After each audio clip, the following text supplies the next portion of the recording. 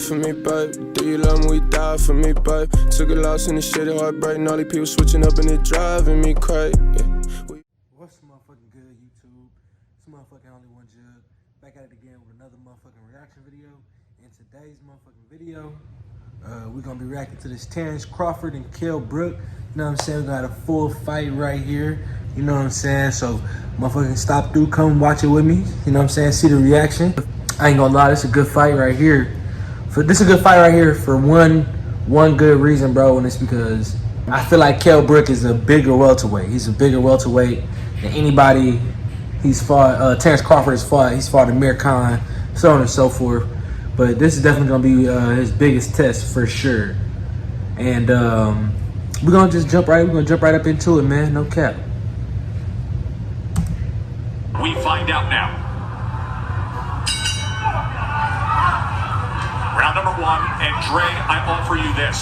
Among all the analysis of what could happen in this fight that gives Kell Brook hope is that Bud Crawford at times has been a slow starter. In fact, Dre, the fight we did against HES outlanded Crawford total punches over the course of the first 3 rounds. What should be Brook's approach early on? Well, he can't get reckless, but he needs to start fast, start picking up. I ain't gonna lie, Kell Brook, if you don't know who Kell Brook is, he gave Errol Spence a real good fight. And it's a big fight, so it's gonna it's definitely a good tune-up fight for the Errol fight for Terrence. It's gonna showcase it's gonna give us a lot of answers for sure. But Terrence low-key not small. Looks like Brook is playing Crawford's game now. He's watching, he's studying, and I don't think he can outthink Crawford. He's got to start to let those hands go as he comes behind that left hand. See, Brook thing is timing. That's his thing. He wants to time Crawford on the way in. You know, Brook also has a great jab, a sharp jab, a strong jab. And you can see Terrence Crawford trying to figure out how he can land his jab without getting hit.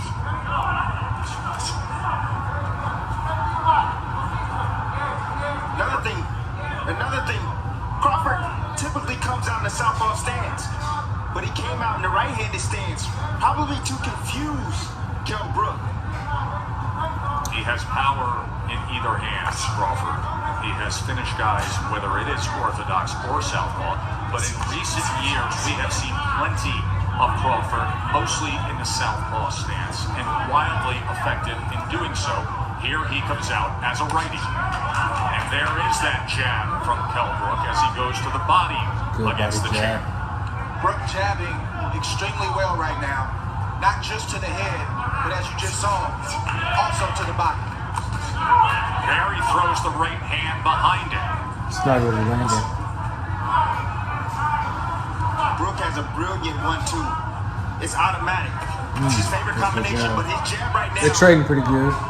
They both looking real sharp. He scored with it accurately upstairs against Crawford. They both looking real And sharp. that's what it's about. It's about breaking the timing and the rhythm of Terrence Crawford. And you have to do that with your jab. Set it up. The power hand, which is the right hand for Brook. Crawford looking to close that gap as he goes southpaw for a moment, doubles up the right hand jab, and then comes with a left. Good exchange here as he switches back to righty. Fascinating first round. Gonna take a short break. That's a decent first round. Back ringside here for round number 2 of our welterweight championship fight. Tim Bradley in that first round, Kell Brook threw 17 jabs, effectively landed 6 of them. Look, timing is what Kell Brook is special at. You know, he has a 69-inch reach. You have to understand that. He has the shorter arms in this matchup, but he knows when to throw his jab and at the right time, at the right distance, and at the right speed. Funny to say that he doesn't have the reach. I mean, just look at the size advantage. Look at the size across the shoulders, across the back. Look at the muscles popping in the upper body of Kell Brook and the base he has as well, that foundation with the legs. And see, what I noticed is that Kell Brook is taking a page out of HES. He's being patient. He's waiting. He's looking to counter Crawford. He's trying to get Crawford to commit so he can make him pay. Jab is giving Crawford a lot of problems right now. You see him thinking, Brook is doing the right thing. He's jabbing. That's the most important thing he can do right now because it sort of keeps him out of danger. It helps him to kind of create his range and where he wants to let his shots go. And it's also got Crawford thinking.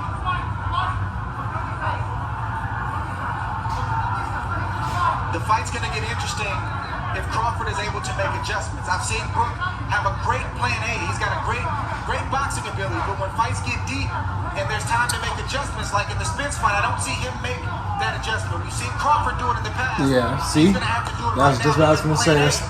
That's what stops. That's what separates people from being good to people being great. Last time Brook fought at this 147 pound No cap. limit. He was fighting brilliantly, and then Spence got to him with the power and scored an 11th round TKO with a broken left orbital bone suffered.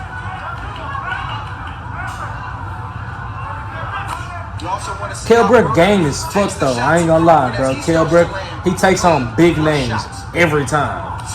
He takes on the biggest fights, bro.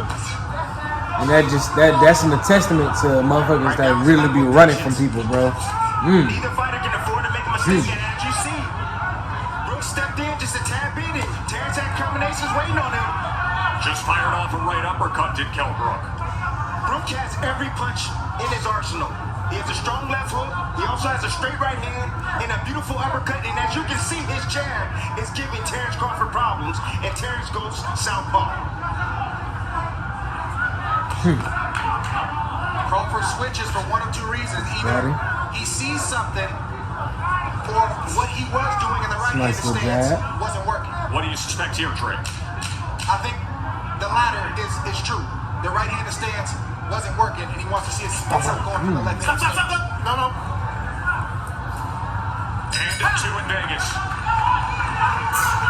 Dre with you here in Vegas. Round number 3 of the championship fight. No one's really jumping out of here. But Crawford opponents land just 21% of their total punches. That is no one's just jumping out of here. It's an even fight right now. Welterweights. So far tonight, Kell Brook is landing 36% of his punches against Terrence Crawford. Yeah, well, first 2 rounds. So don't think that. But Terrence Crawford, he's starting to open up. Going southpaw, he's not worried about that at all because he's used to that. He comes from the English gym. He's used to seeing switch hitters in his gym, guys that switch from so orthodox to southpaw. It's nothing to him. You mentioned the Ingle gym. That is the veteran British trainer Dominic Ingle, who has trained Kell Brook since the start of his career. But Ingle opted out of this world title fight due to COVID concerns because Kell Brook trains in the Canary Islands for training camp. Ingle did not want to travel and then have to quarantine nor come to the United States. So instead, Carlos Formento is the trainer in the corner of Kell Brook. First time they've ever worked together. I'll tell you one thing that the southpaw stance has done. It's taken the jab away from Kell Brook. You see he's not landing his jab consistently anymore. But when Crawford turns southpaw, he's not even throwing. That's what happens. That's what turning southpaw does. But it does allow you to land a right hand like Brook just landed on Crawford right now. Yeah. The right hand can be the best. He was tagging Airlines up with that shit. Of course, when he is in that lefty stance, He was tagging Airlines up with that shit. Crawford, as it is That right shit now, pissing me the hanging fuck off. right over the front of Kell Brook. Listen, Crawford has the reach advantage, but he's going to have to close the distance on Kell Brook. He told us in the build-up to this fight that Brook can't fight mid-range and in close. Right now, Brook is winning the battle from the outside. Crawford's got to slowly start to close that space. There's that right lead again. Kell Brook. Minute to go here in round 3. Pretty good. Terrence got good eyes, bro. I don't know if y'all Former compete that or IBF not. welterweight champion. But his eyes are wide. Says he's You can tell he's always looking wide-eyed, since he real lost the welterweight real championship to attentive. Errol Spence. That's how Errol Spence had success against Brook. He closed the distance and started to bully Kell Brook. He started to fight him in close. Brook fought back valiantly, but he really didn't have any answers for that. Crawford. He's definitely high level. I see some swelling already. Some swelling already on the right eye of Terrence Crawford in the right hand, right down the middle that just lands for Kell Brook. Brook might stop him. And there's a right hand from Crawford. Brook might stop this Way motherfucker. to I ain't answer gonna that right care. hand.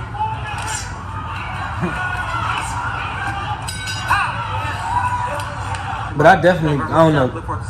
Terrence Crawford, he's that nigga, bro, for sure. Shakur Stevenson's that nigga too, bro. Don't sleep on him at all. Shakur Stevenson is that nigga.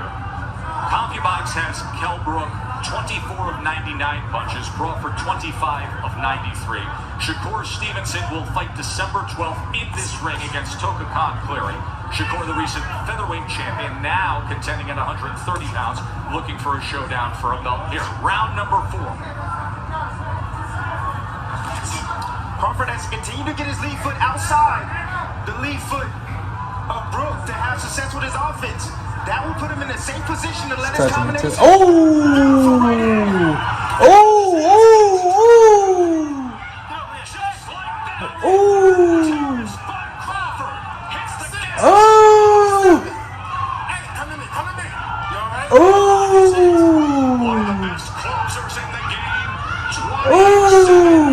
Shit.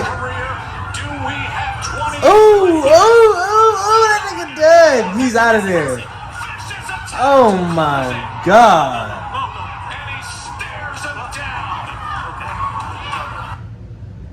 Oh shit. God damn. Okay. Terrence Crawford that nigga, bro. Terrence Crawford that nigga. I ain't gonna cap. That's that motherfucking nigga, bro. I told my homie that after this fight, we could probably put up some money for Terrence Crawford and Arrow. I ain't gonna lie, man. I don't know now. I had money on Arrow at first, bro, but I don't know now. Cause Arrow ain't put him. It took Arrow 11 rounds to finally stop him, bro. But I don't think Arrow gonna go out like that. But that shit, god damn, boy, he popped the shit out his ass. Oh my God. Oh my God. Hey, well, shit, bro. I ain't gonna cap, man. That was the motherfucking video, bro. Hey, man. Hey, I appreciate you if you stuck around all the way till now. Go ahead and leave a like, a comment. Go ahead and subscribe if you're not already, man. I'm motherfucking out this bitch, man. Will you ride for me, babe? Do you love me? We die for me, babe. Took a loss in the shit, heartbreak. All these people switching up and it driving me crazy.